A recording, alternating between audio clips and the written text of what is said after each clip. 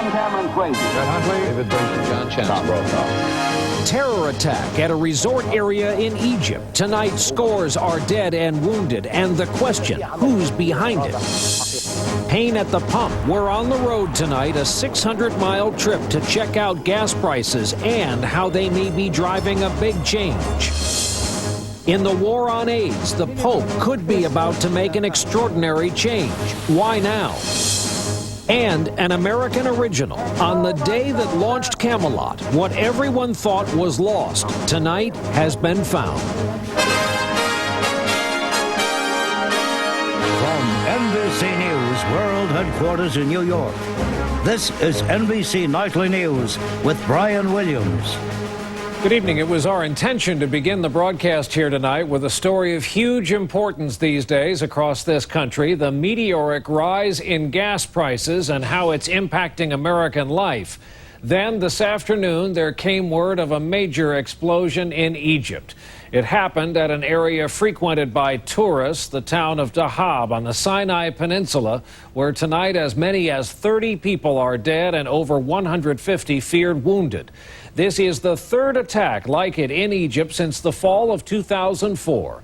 And tonight it's another example of the volatility and violence in the region. We will begin there tonight. Our report from NBC's Martin Fletcher in nearby Tel Aviv. Martin, good evening. Brian, it's the height of the vacation season, and it was the most crowded time of the day, 7:15 in the evening, and the center of Dahab's bazaar was packed with tourists. It was carnage at dinner time. 3 blasts in a supermarket, a restaurant, a cafe on the main tourist street. First, one bomb blast. Survivors picked themselves up. Then, seconds later, another bomb 50 yards away, and then another close by.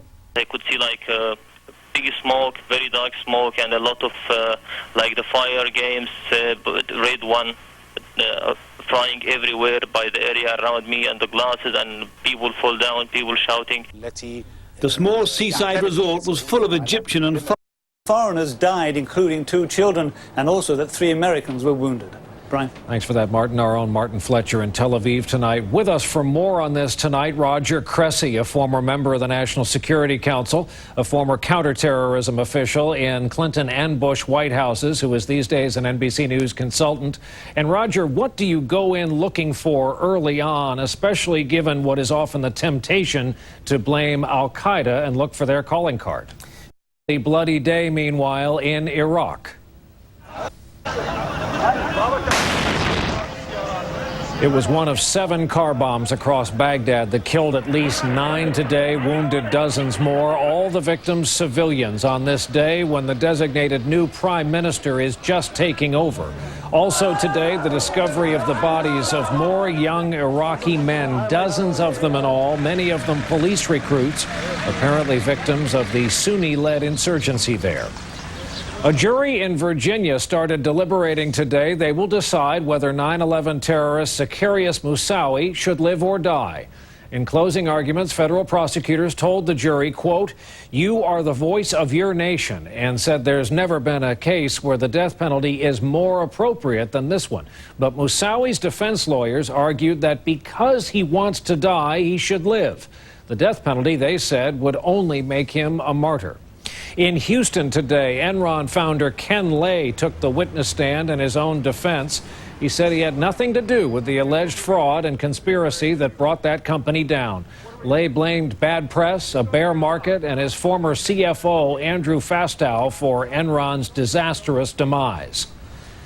President Bush was in California today taking on the hot topic of immigration reform. He told his audience the notion of deporting millions of illegal immigrants is, quote, unrealistic. He said it would not work.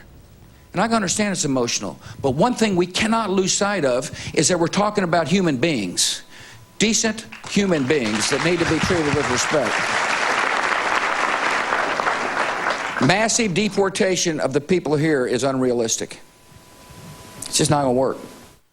The The president in California today, and with us tonight for more on this, NBC News Chief White House correspondent David Gregory. David, a lot of people looking on today found his tone and message different, especially reaching out to his critics, a lot of whom are Republicans in this case. Absolutely, Brian. And in Orange County, California, which is a conservative hotbed where so many are opposed to the guest worker program the president's talking about, the feeling around here is that the president has got to do this now. He's got to start lobbying now very publicly to speak specifically about what he wants to see in a new law if he's going to get any traction on this issue. It's something he's been reluctant to do up until now. And David, is any of this, or how much of this, part of the new strategy of the new Chief of Staff, Josh Bolten? And in the end, on immigration specifically, how does this end?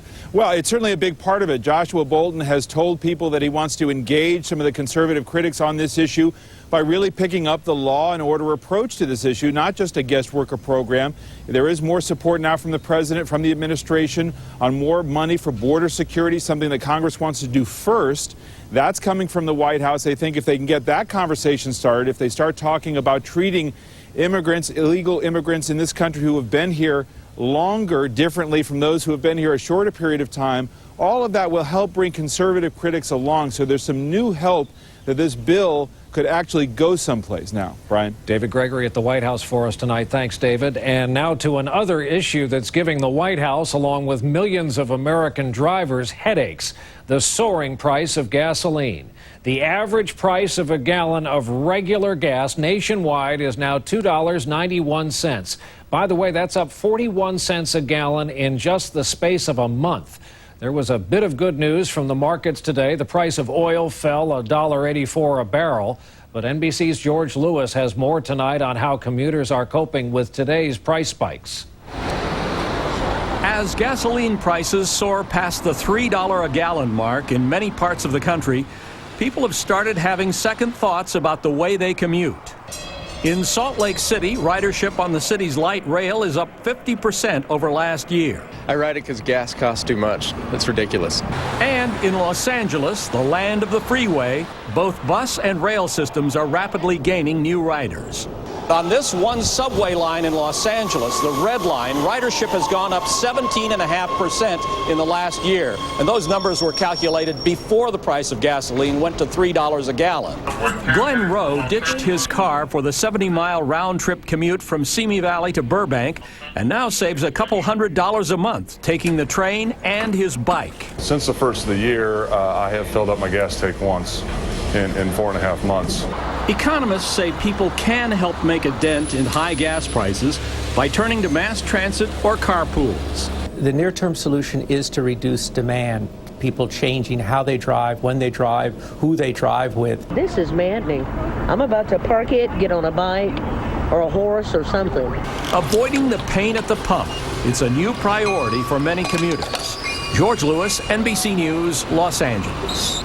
To further drive home this point about gas prices, NBC News correspondent Kerry Sanders took a road trip, the same kind of road trip millions of families will make this summer vacation. His starting point, Raleigh, North Carolina. His destination, to the south, the vacation mecca of Orlando, Florida. In all, it's more than 600 miles. And having arrived safely there tonight, Kerry Sanders proudly on the hood of his rental car. Kerry, good evening.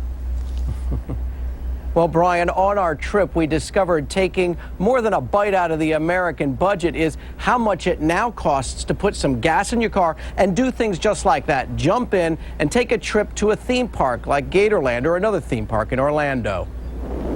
7 a.m. Sunday, producer Julie and I head south out of Raleigh in the fog. We hit Interstate 95, destination Orlando.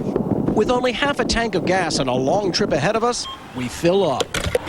$2.89 a gallon here in Dunn, North Carolina. It takes 8 gallons to top us off. $24.75. All your money is going on gas. That's just ridiculous. Across the street at the No Name Diner, I meet James Godwin and his buddies. Just doesn't seem right that the fuel prices are going up at the rate that they are, and these companies are having a record profit. 11:20 a.m. We make it to South Carolina and stop at south of the border. How much are you paying a gallon right now? $3.05 a gallon. One of the things we found as we traveled is a sense among people that they're being gouged. One example, less than a mile from where Carnell Brown was getting gas, it's selling 16 cents cheaper. We meet the Davis family on their way back to New Jersey after vacationing in Orlando. A week ago, it cost $40 to fill up. Now it's $48. Live yellow, go green, or live green, go yellow, something She's like talking that. about fuel from corn, but doesn't know where to find it. We do in Orangeburg, South Carolina. The good news, it's only $2.39 a gallon. The bad news, it's all sold out. Heading from Maryland to Florida, long-haul trucker Wesley Cameron says he's forced to pass the costs on. I'm not going to swallow the cost of fuel. 6:16 p.m., just outside Savannah. 14 gallons, $40.75. Ouch. Maybe Harold Bass has the right idea. If people would learn to ride his bicycle, you would see gas prices come down. Well, it might be hard to follow the route we took on a bicycle. Our total trip was 667 miles. Total cost in fuel, $102.50. Compare that to a year ago, it would have cost about $76. Brian? Kerry, thanks for that. Stay away from that water, and we owe you a real weekend off. Kerry Sanders in Florida for us tonight. We'll take a break when NBC Nightly News continues here this Monday night. NBC News In Depth. What is perhaps the most important election in New Orleans history? Tonight, the race for mayor is now down to two men, and some say it's down to black and white. And later, new revelations about what might have been the piece of Camelot that has just now surfaced for the first time. My baby left. NBC News In Depth tonight, the New Orleans mayor's race. The vote was this past Saturday, and the top two finishers, incumbent Ray Nagin and Lieutenant Governor Mitch Landrieu, will meet in a runoff now on May 20th. NBC's Martin Savage, reporting from our New Orleans bureau tonight, has more on the big role that race continues to play in the battle to lead that devastated city. In the immediate aftermath of Hurricane Katrina, New Orleans Mayor Ray Nagin looked like a man who was politically dead. First, let me thank Almighty God for this second chance. Instead, he finished 9 points ahead of his closest rival, Lieutenant Governor Mitch Landrieu. Who do you trust with your future, with the future of your family? But the resulting runoff is not so black and white. It's time for every... The NBC News, New Orleans. We'll take a break. Up next, word tonight the Vatican may be ready to announce some big changes. We have a follow-up here tonight on a story first reported by NBC News, the firing of that CIA officer Mary McCarthy for allegedly leaking classified information to a reporter about secret overseas prisons. Tonight, McCarthy's attorney tells NBC's Andrea Mitchell that McCarthy categorically denies leaking that information and that she never even had access to it. There is news tonight about AIDS and the Catholic Church. It appears Pope Benedict XVI is on the verge of a big policy change, for the first time allowing the use of condoms to stop the spread of AIDS and to save lives. NBC's Dawn Fratangelo has more on why this change and why now. The Vatican is long specific to married couples to prevent spreading AIDS from one spouse to another and will not affect the church's opposition of artificial birth control. A new policy for a conservative institution with a message to save lives. Dawn Fratangelo, NBC News, New York. Checking in on Wall Street today, stocks finished slightly lower. The Dow was down just over 11 points. NASDAQ lost 9.5 points on the day. We'll take a break. I'll be right back with a Kennedy-era mystery that's been solved, and the ending looks like pure poetry. News Netcast. Watch NBC Nightly News whenever you want, online, free, and in its entirety, only at msnbc.com. Tonight, we close things out with a television exclusive. You're about to see, for the first time, a piece of American history that's been missing since that January day in 1961 that became famous for the words, "Ask not what your country can do for you, ask what you can do for your country." The poet Robert Frost played a big role in that sparkling inauguration day for President Kennedy. But until now, the history of that day has been incomplete. I, John Fitzgerald Kennedy, do solemnly. Private gift, a wife's personal inscription to her husband. Fading with time, like our memories of that time. But now, at least, it belongs to the people. Ask what you can do for your country. The faded pencil inscription from Jackie to Jack reads, "For Jack, first thing I had framed to put in your office, first thing to be hung there." And by the way, it turns out the poem has been in someone's private collection for all these years. That's our broadcast for this Monday night. Thank you for being with us. I'm Brian Williams. We'll look for you right back here tomorrow evening. Good night.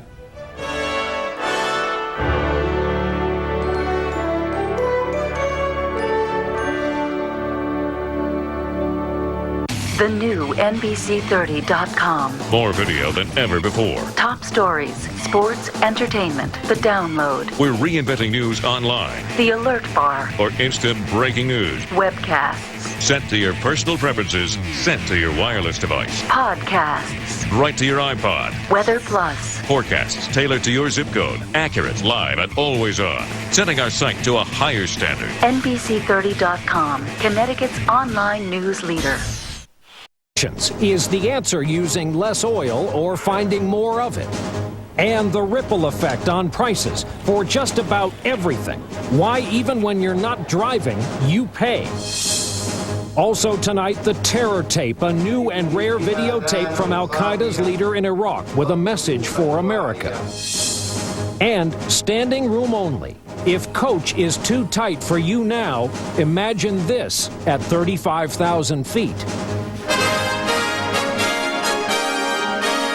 From NBC News World Headquarters in New York, this is NBC Nightly News with Brian Williams. Good evening. While a nation of drivers and consumers does a slow burn over another sudden spike in the price of gas, and with advocates for a greener America seeing red now over what they see as a quickly degrading environment, today President Bush took on the topic of energy to mixed reviews, specifically his plans to divert oil from this nation's strategic oil reserve. The president wants to suspend some environmental rules on what kind of gas can be burned in cars during the summer. He has the government looking for price gouging, and the president wants